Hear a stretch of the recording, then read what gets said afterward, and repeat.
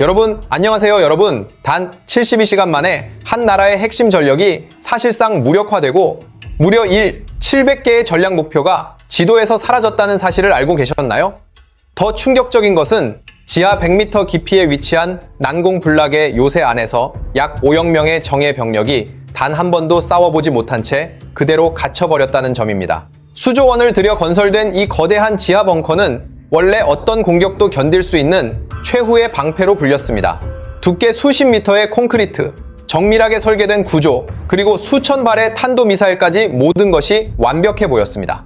그런데 왜 이 완벽해 보이던 요새는 단 사흘 만에 완전히 무력화된 걸까요? 왜 수천 명의 병력은 탈출조차 하지 못한 채 지하에 갇혀야 했을까요? 그리고 더 이해하기 어려운 것은 그렇게 많은 미사일을 보유하고 있었음에도 불구하고 왜 단 한 번의 제대로 된 반격조차 이루어지지 못했느냐는 점입니다. 이 사건은 단순한 군사적 패배가 아닙니다. 우리가 수천 년 동안 당연하게 믿어왔던 깊이 숨으면 안전하다는 전쟁의 기본 공식이 완전히 무너진 순간이었습니다. 더 이상 두꺼운 콘크리트도 깊은 지하도 첨단 무기도 절대적인 안전을 보장해주지 않는 시대가 온 것입니다. 그렇다면 이 72시간 동안 대체 어떤 일이 벌어졌던 걸까요? 어떻게 해서 그 거대한 요새들이 하나씩 봉인되고 수천 발의 미사일이 단 한 번도 사용되지 못한 채 땅속에 묻혀버렸을까요? 그리고 이 사건은 단지 한 나라의 문제가 아니라 앞으로의 전쟁 방식 자체를 어떻게 바꿔놓게 될까요? 지금부터 그 충격적인 72시간의 전개 과정을 그리고 현대전의 판도를 뒤집어버린 숨겨진 진실을 하나씩 낱낱이 파헤쳐 보겠습니다. 이제 이 모든 비극의 출발점이 된 난공불락 요새의 구조를 하나씩 들여다볼 필요가 있습니다. 겉으로 보기에는 완벽에 가까웠습니다. 이 요새는 산을 관통해 지하 100m 아래까지 깊이 파내려가 만들어졌고 외벽은 수십 미터 두께의 강화 콘크리트로 둘러싸여 있었습니다. 일반적인 폭탄이나 미사일로는 절대 뚫을 수 없도록 설계된 말 그대로 현대판 철옹성이었습니다.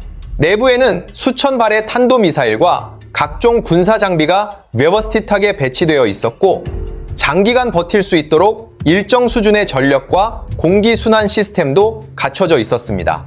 이란 입장에서는 이것이야말로 최후의 보험이자 어떤 상황에서도 무너지지 않을 절대 방패였던 것입니다. 하지만 문제는 바로 이 완벽함 속에 숨어 있었습니다. 이 거대한 요새에는 결정적인 치명적 결함이 하나 있었는데 그것은 바로 출입 구조였습니다.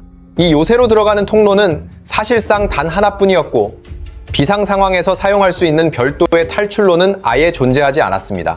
평상시에는 보안과 은폐를 위해 입구를 최소화하는 것이 효율적이었겠지만 전쟁이라는 극한 상황에서는 이 구조가 오히려 스스로를 가두는 덫이 되어버린 것입니다. 결국 이 단 하나의 입구가 모든 것을 결정지었습니다. 정밀 유도 폭탄이 정확히 그 입구를 타격하면서 외부와 연결된 유일한 통로가 완전히 붕괴되었습니다. 그 순간 지상과 지하를 이어주던 길은 영원히 끊어졌고 내부에 있던 수천 명의 병력은 단 한 발의 총도 쏘지 못한 채 고립되어 버렸습니다. 더 이상 밖으로 나갈 수도 지원을 받을 수도 없는 상태가 된 것입니다. 아이러니하게도 적의 공격을 막기 위해 겹겹이 쌓아 올린 두꺼운 콘크리트 벽은 이제 내부의 사람들을 가두는 감옥으로 변해버렸습니다. 마부의 위협을 차단하기 위해 설계된 구조가 정작 내부에 있는 병력에게는 탈출할 수 없는 완벽한 밀폐 공간이 되어버린 것입니다. 이 순간 수조 원을 들여 만든 최첨단 요새는 더 이상 방패가 아니라 수천 명을 한 번에 삼켜버리는 거대한 무덤으로 변해버렸습니다. 결국 이 비극의 본질은 단순합니다. 무기를 지키는 데에는 모든 것을 투자했지만 그 안에 있는 사람을 지키는 설계는 존재하지 않았다는 점입니다. 완벽한 방어를 추구한 나머지 가장 기본적인 탈출이라는 변수는 완전히 배제되어 있었던 것입니다. 그리고 바로 그 한 가지 결함이 이 거대한 요새를 순식간에 붕괴시키는 결정적인 약점으로 작용하게 됩니다. 이제부터는 이 거대한 요새를 무너뜨린 핵심, 바로 단계별 파괴 전략, 즉 이른바 에셜론 스트라이크의 실체를 살펴봐야 합니다. 많은 사람들이 공습이라고 하면 강력한 폭탄으로 한 번에 모든 것을 파괴하는 장면을 떠올리지만 이번 작전은 전혀 다른 방식으로 진행되었습니다. 목표는 단순히 시설을 부수는 것이 아니라 그 안에 있는 시스템 전체를 서서히 무력화시키는 것이었습니다.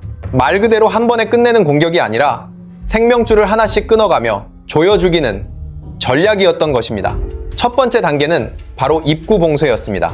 정밀 유도 폭탄이 지하 요새의 유일한 출입구를 정확히 타격하면서 외부와 연결된 통로가 완전히 무너져 내렸습니다.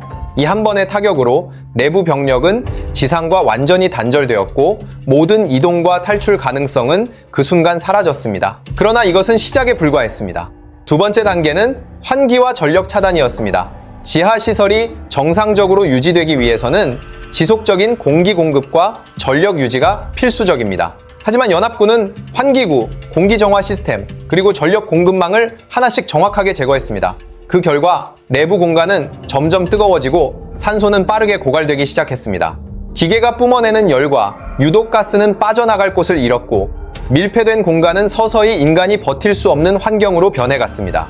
세 번째 단계는 통신 차단이었습니다. 외부와의 모든 통신망이 끊기면서 내부 병력은 완전히 고립된 상태에 놓이게 됩니다. 상부의 명령도, 외부의 상황도, 심지어 다른 부대의 움직임조차 알 수 없는 상태에서 조직적인 대응은 사실상 불가능해졌습니다. 이는 단순한 물리적 공격을 넘어 심리적인 붕괴까지 유도하는 결정적인 한 수였습니다. 이 세 단계가 순차적으로 진행되면서 요새는 한 번에 파괴된 것이 아니라 스스로 기능을 잃고 붕괴되는 상태로 몰려갔습니다. 밖에서 보기에는 큰 폭발이나 화염이 보이지 않을 수도 있지만 내부에서는 생존에 필요한 모든 요소가 하나씩 사라지고 있었던 것입니다. 결국 병력을 죽이는 것은 폭탄이 아니라 공기의 부재와 고립된 공포였습니다. 이것이 바로 현대전의 본질적인 변화입니다. 과거처럼 힘으로 밀어붙이는 것이 아니라 시스템의 약점을 정밀하게 파고들어 최소한의 비용으로 최대의 효과를 만들어내는 방식입니다. 눈에 보이는 파괴보다 보이지 않는 기능 마비가 더 치명적인 시대가 된 것입니다. 그리고 이 전략이 완벽하게 작동하면서 난공불락이라 불리던 요새는 단 사흘 만에 아무것도 하지 못한 채 스스로 무너져 내리게 됩니다. 이 작전이 이렇게까지 압도적인 결과를 만들어낼 수 있었던 결정적인 이유는 바로 투입된 폭격 전력의 차원이 완전히 달랐기 때문입니다. 이번 공습의 핵심에는 초음속 전략 폭격기 B-1B 랜서와 스텔스 폭격기 B-2 스피릿이라는 두 가지 축이 있었습니다. 이 두 기종은 단순한 폭격기가 아니라 현대전의 정밀 타격 능력을 극한까지 끌어올린 하늘의 무기 시스템 그 자체였습니다. 먼저 B-1B 랜서를 보면 이 기체는 한 번의 출격으로 수십 톤에 달하는 폭탄을 실어 나를 수 있는 능력을 갖추고 있습니다. 특히 이번 작전에서는 장거리 미사일 대신 JDAM 정밀 유도 폭탄이 대량으로 탑재되었습니다. JDAM은 GPS 좌표를 기반으로 오차 수 미터 이내의 정확도로 목표를 타격할 수 있는 무기입니다. 즉, 넓은 지역을 무작위로 파괴하는 것이 아니라 단 하나의 출입구, 단 하나의 환기구 같은 정확한 지점만을 골라서 제거할 수 있는 것입니다. 이 덕분에 지하 요새 전체를 무너뜨릴 필요 없이 단 몇 개의 핵심 지점만 정밀하게 타격함으로써 전체 시스템을 붕괴시킬 수 있었습니다. 그리고 이 작전의 또 다른 핵심은 B-2 스피릿이었습니다.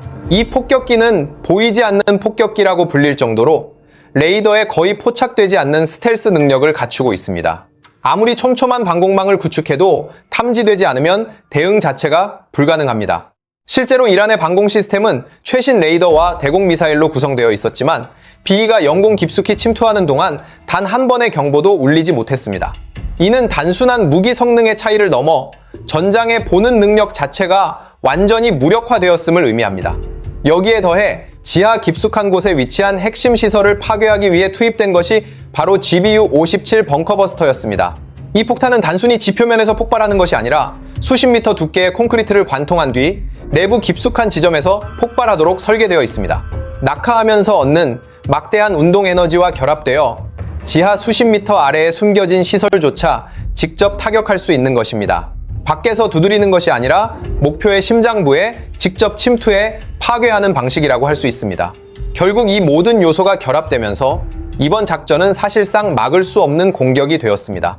눈에 보이지도 않고 정확하게 핵심만을 찌르며 지하 깊숙한 곳까지 파괴할 수 있는 능력이 세 가지가 동시에 작동했기 때문입니다. 방어하는 입장에서는 어디를 지켜야 할지조차 알 수 없고 알더라도 이미 늦은 상황이 반복될 수밖에 없습니다. 이것이 바로 현대전에서 말하는 압도적 전력의 진짜 의미입니다. 단순히 폭탄의 양이나 위력이 아니라 탐지되지 않고 정확하게 그리고 치명적인 지점만을 골라 파괴하는 능력. 이 차이가 결국 난공불락이라 불리던 요새를 단 사흘 만에 무력화시키는 결과를 만들어낸 것입니다. 지하 요새의 입구가 완전히 봉쇄되고 환기와 전력까지 차단된 순간부터 진짜 참사는 시작되었습니다. 밖에서는 아무것도 보이지 않았지만 그 안에서는 눈에 보이지 않는 죽음이 천천히 퍼지고 있었습니다. 수천 명의 병력이 밀폐된 공간 안에 갇힌 상태에서 가장 먼저 찾아온 것은 공기의 변화였습니다. 신선한 공기가 더 이상 유입되지 않자 내부의 산소 농도는 분 단위로 급격히 떨어지기 시작했습니다. 동시에 대형 장비와 전력 시스템이 뿜어내던 열기가 빠져나가지 못하고 내부에 그대로 축적되기 시작했습니다. 평소에는 환기 시스템이 이를 조절해 주었지만 그 기능이 완전히 마비된 상태에서는 상황이 달라졌습니다. 온도는 점점 상승했고 사람들의 호흡과 기계에서 발생하는 이산화탄소와 각종 유해가스는 공간 안에 그대로 쌓여갔습니다. 숨을 쉴수록 공기는 더 탁해지고 머리는 점점 무거워지며 의식은 서서히 흐려지기 시작합니다.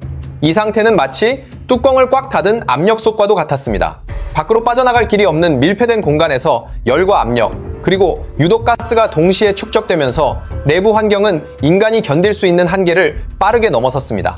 아이러니하게도 외부의 공격을 막기 위해 만들어진 두꺼운 콘크리트 구조가 이 모든 것을 안에 가둬버리는 역할을 하게 된 것입니다. 하지만 이 상황에서 더 무서운 것은 단순한 물리적 조건만이 아니었습니다. 완전한 어둠과 고립 속에서 느끼는 심리적 공포가 함께 작용하기 시작했습니다. 전기가 끊기면서 내부는 칠흑 같은 어둠에 잠겼고 외부와의 통신도 완전히 단절되었습니다.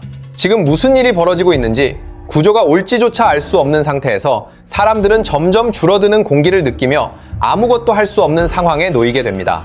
시간이 흐를수록 공포는 더욱 커집니다. 누군가는 벽을 두드리고 누군가는 탈출구를 찾으려 하지만 이미 모든 길은 막혀 있습니다. 산소는 계속 줄어들고 호흡은 점점 가빠지며 몸은 점점 말을 듣지 않게 됩니다. 결국 이 공간에서는 총알도 폭발도 필요하지 않았습니다. 그들을 쓰러뜨린 것은 보이지 않는 공기와 빠져나갈 수 없다는 절망감이었습니다. 이렇게 해서 수조 원을 들여 만든 최첨단 요새는 외부의 공격에 의해 무너진 것이 아니라 내부에서 스스로 생존할 수 없는 환경으로 변하면서 비극적인 결말을 맞이하게 됩니다. 이제 전장의 결과를 숫자로 보면 이 작전이 얼마나 치명적이었는지가 더 분명하게 드러납니다. 이란은 전쟁 이전까지 하루에 수백 발의 미사일을 발사할 수 있다고 자신했지만 실제 상황에서는 전혀 다른 결과가 나타났습니다. 사흘 동안 발사된 미사일과 드론의 수는 예상치의 절반에도 미치지 못했고 전체 전력의 약 80, 90%는 단 한 번도 사용되지 못한 채 그대로 무력화되어 버렸습니다. 그 이유는 단순합니다. 미사일이 없어서가 아니라 쏠 수가 없었기 때문입니다. 지하 요새의 출입구가 완전히 봉쇄되면서 내부에 저장되어 있던 수천 발의 미사일은 물리적으로 외부로 이동할 수 없는 상태가 되었습니다. 아무리 많은 무기를 보유하고 있어도 그것을 전장으로 꺼내지 못하면 존재하지 않는 것과 다를 바 없습니다.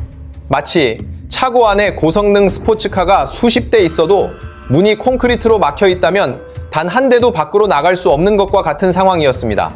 여기에 더해 환기와 전력, 그리고 통신까지 모두 차단되면서 발사 시스템 자체도 정상적으로 작동할 수 없게 되었습니다. 미사일 발사는 단순히 버튼 하나로 이루어지는 것이 아니라 전력 공급, 좌표 입력, 통신 연동 등 복합적인 시스템이 동시에 작동해야 가능한데 이 모든 요소가 단계적으로 무너져 내린 것입니다. 결국 내부에 있는 병력은 무기를 가지고도 아무것도 할 수 없는 상태에 놓이게 되었습니다. 이것이 바로 이번 작전이 보여준 군사적 실패의 본질입니다. 전력의 규모나 숫자가 아니라 그 전력을 실제로 사용할 수 있는 운용 능력이 완전히 차단되었다는 점입니다. 아무리 많은 미사일과 장비를 쌓아두어도 그것을 연결하는 통로와 시스템이 끊기면 전체 전력은 한순간에 무의미해집니다. 결국 이란은 반격할 기회조차 제대로 잡지 못한 채 스스로 보유하고 있던 거대한 무기 체계를 눈앞에서 잃어버리는 결과를 맞이하게 됩니다. 이는 단순한 전투의 패배가 아니라 전쟁 수행 능력 자체가 붕괴된 사건이었습니다. 이제 이 공격의 진짜 파장은 이란 내부를 넘어 중동 전체로 빠르게 확산되기 시작합니다. 그동안 이란이 이 지역에서 막강한 영향력을 유지할 수 있었던 핵심은 단순한 군사력이 아니라 이른바 대리 세력 네트워크였습니다. 예멘의 후티 반군과 레바논의 헤즈볼라 같은 조직들은 이란의 지원을 바탕으로 움직이며 사실상 하나의 거대한 전쟁 시스템처럼 연결되어 있었습니다. 이 구조의 핵심은 보급이었습니다. 이란은 직접 전쟁에 나서기보다는 무기와 자금, 기술을 지속적으로 공급함으로써 이들 세력을 움직이게 만들었습니다. 실제로 후티 반군은 이란의 지원을 통해 미사일과 드론 능력을 크게 강화했고 홍해의 국제 해상 교통로까지 위협할 수 있는 수준에 도달했습니다. 반면 헤즈볼라도 이란과 시리아를 통해 무기를 공급받으며 지역 내 가장 강력한 비국가 군사 조직으로 성장해 왔습니다. 하지만 이번 공습으로 상황은 완전히 뒤집혔습니다. 지하 미사일 기지와 터널 입구가 봉쇄되면서 이란에서 외부로 이어지던 무기 공급망 자체가 끊겨버린 것입니다. 이란 본토에서 출발해 시리아와 레바논, 예멘으로 이어지던 이 군수 동맥이 막히면서 대리 세력들은 더 이상 안정적인 보급을 받을 수 없는 상태에 놓이게 됩니다. 실제로 최근 공격 이후 이란의 미사일 발사 능력과 생산 시설이 크게 타격을 입으면서 반격 능력도 급격히 감소한 것으로 분석되고 있습니다. 이 변화는 즉각적으로 전장에 나타났습니다. 후티 반군의 해상 공격 빈도가 줄어들고 헤즈볼라의 군사 행동 역시 점점 제한되기 시작했습니다. 겉으로는 여전히 강경한 입장을 유지하고 있지만 내부적으로는 보급이 끊긴 상태에서 얼마나 버틸 수 있는가라는 현실적인 문제에 직면하게 된 것입니다. 더 이상 이란이라는 후방 지원이 안정적으로 작동하지 않는 상황에서 이들은 독자적으로 생존을 고민해야 하는 단계에 들어섰습니다. 결국 이번 타격의 본질은 단순한 시설 파괴가 아니었습니다. 이란이 수십 년 동안 구축해온 중동 영향력 시스템 자체가 흔들린 사건이었습니다. 하나의 요새가 무너진 것이 아니라 이란이 지역을 통제하던 방식, 즉 무기 공급을 기반으로 한 권력 구조가 근본부터 붕괴되기 시작한 것입니다. 그리고 이것은 곧 이란이 더 이상 예전처럼 중동 전체를 하나의 축으로 묶어 움직이기 어려워졌다는 것을 의미합니다. 결국 이번 사건이 우리에게 남긴 가장 중요한 메시지는 단 하나입니다. 깊이 숨으면 안전하다는 수천 년 동안 이어져 온 전쟁의 공식이 완전히 무너졌다는 사실입니다. 과거에는 더 깊이, 더 단단하게 숨을수록 생존 확률이 높아졌습니다. 하지만 이제는 상황이 정반대로 바뀌었습니다. 위치가 고정된 순간 아무리 깊은 지하에 있어도 그것은 더 이상 방패가 아니라 정밀 타격의 표적이 되어버립니다. 위성 정찰, 인공지능 기반 분석, 그리고 GPS 정밀 유도 무기가 결합되면서 보이지 않던 공간까지 모두 드러나는 시대가 열렸습니다. 더 이상 두꺼운 콘크리트나 깊은 산속이 안전을 보장해주지 않습니다. 오히려 움직이지 못하고 고정된 시설일수록 더 쉽게 탐지되고 더 정확하게 파괴되는 구조가 된 것입니다. 이번 작전이 보여준 것처럼 공격은 점점 더 빠르고 더 정확하며 그리고 인간의 개입 없이도 자동으로 이루어지는 방향으로 발전하고 있습니다. 이제 전쟁의 핵심은 얼마나 단단하게 버티느냐가 아니라 얼마나 빠르게 움직이고 대응하느냐로 완전히 바뀌었습니다. 기술의 속도가 콘크리트의 두께를 넘어서는 순간 기존의 모든 방어 개념은 의미를 잃게 됩니다. 그리고 이 변화는 특정 지역에만 국한된 것이 아니라 앞으로 전 세계 모든 전장에서 동일하게 적용될 가능성이 큽니다. 그렇다면 여러분은 어떻게 생각하시나요? 이란은 이 상황에서 다시 반격할 수 있는 기회를 만들 수 있을까요? 아니면 이미 전쟁의 주도권은 완전히 넘어간 것일까요? 그리고 이번 사례가 앞으로의 전쟁 방식에 어떤 영향을 미치게 될지 여러분의 생각이 궁금합니다. 오늘 영상이 도움이 되셨다면 좋아요 한번 부탁드리고요. 여러분의 의견을 댓글로 자유롭게 남겨주세요. 앞으로도 이런 글로벌 안보와 전쟁의 흐름을 계속해서 깊이 있게 분석해드리겠습니다. 구독과 알림 설정까지 해주시면 다음 영상에서 더 중요한 이야기로 찾아뵙겠습니다.